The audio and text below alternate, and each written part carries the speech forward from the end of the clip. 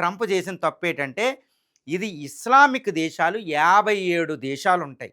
Islamic అనేది second largest religion. మొత్తం ప్రపంచవ్యాప్తంగా 200,00,00,000 మంది ఇస్లాం ప్రజలుంటారు. ఈ ప్రజలేంటంటే, ఇస్లామిక్ ఒక క్రిస్టియానిటీకి ఇస్లామీ అనేది యూనివర్సల్ రిలిజియన్. ఇస్లాంలో హజ్జు అని ఇలా వాళ్ళకు కొన్ని సూత్రాలుంటాయి. జీవితంలో ఒక్కసారైనా హజ్ యాత్రకెళ్ళాలి. ఇది రంజాన్ మాసం. ఇస్లాం ప్రజలందరూ ఉపవాస దీక్షలో ఉంటారు.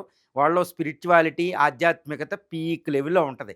ఈ సమయంలో ఒక ఇరాన్ను అటు క్రిస్టియన్ నేషన్ అయిన అమెరికాకి, యూదుల నేషన్ అయిన ఇజ్రాయెల్‌కి వ్యతిరేకంగా పోరాడుతూ ఆయన ఒక మార్టీర్డమ్ అంటే ఒక మరణం, వీర మరణం అనేది ఇస్లాం రిలిజియన్‌లో చాలా పవిత్రంగా చూస్తారు. ఏ రిలిజియన్ అని. హిందూ అని ఎక్కడైనా వీరులకి ఒక స్థానం ఉంటది. ఈయనిప్పుడు అమెరికాతో పోరాడుతూ చనిపోయారు. కాబట్టి ఇస్లాం హీరో. ఇరాన్ హీరోయే కాదండి. మొత్తం సున్నీ, తర్వాత షియా ముస్లింలో మొత్తం ప్రపంచవ్యాప్తంగా ఉన్న అన్ని దేశాల్లో ఆయన హీరో అయిపోయాడు.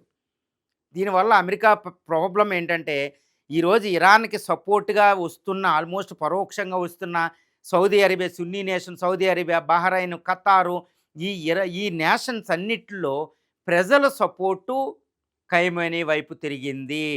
దీనివల్ల ఏమవుద్ది, ఆయా ప్రభుత్వాలు ఇప్పటికే ఇస్లామిక్ రిపబ్లిక్స్ అయిన Saudi Arabia, Bahrain, Qatar, UAE వాళ్ళ రాజవంశాలు భయపడుతున్నాయి. ప్రజల్లో తిరుగుబాటు వస్తే ఇరాన్‌కి వ్యతిరేకంగా అమెరికాకు సపోర్ట్ చేస్తేనే మామూలుగా ఉన్నారు.